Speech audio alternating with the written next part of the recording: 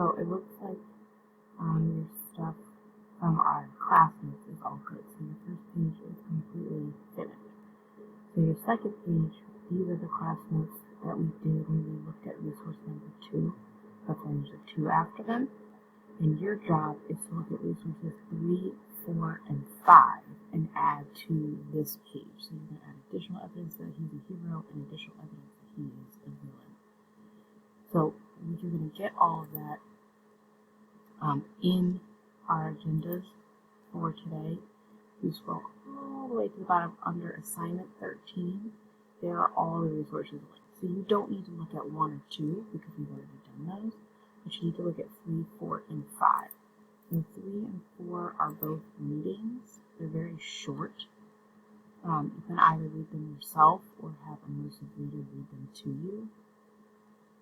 And they're both going to be very much like on the villain side. So you can find the list of your evidence that he's a villain from number 3 and number 4, which again is just a reading.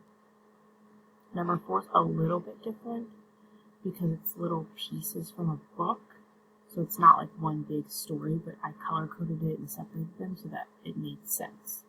Okay, so just pick out, 2 or 3 things from each one, at minimum, that he was kind of villainous. Okay, and then the last resource is number 5, and it's a video that you watch, and it does a little bit of both sides, probably more hero than villain. I told the class that I feel like he talks a little fast for you guys, so I've definitely used the closed captioning. If you go to settings, you can change your playback speed from normal to 75%, and it'll slow down like it's talking. Okay? So I want you to try to grab, 3 or 4 more things here on the positive side, and then try to get yourself to maybe around 10 on the villain side. And then you should be good to go to do your organizer. Okay? And your organizer, is the assignment 14. And you're just going to take that information and decide whether or not you think he's a villain or a hero. Okay? So I can't pull up yours because it's not open, so I'll pull up a copy of mine real fast so I can show you what that looks like.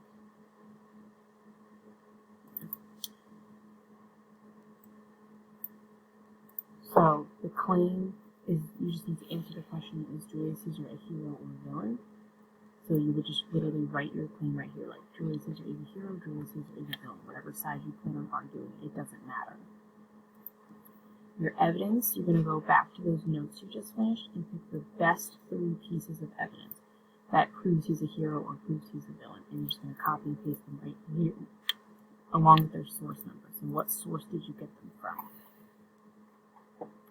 The part that's going to take you a little bit longer would be the reasoning. So why does this piece of evidence prove that he is a hero or a villain?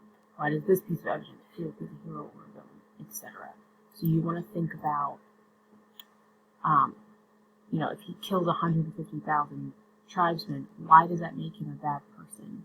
Why should a leader not do those things, or why should a leader do those things? Like if he gives land to the poor people, why should he care about the poor, etc. So think about that with your reasoning. Okay. So hopefully that helps you, because I gotta go to some meetings, so I won't be free to email as fast as I have been, but I will keep checking in case you need something.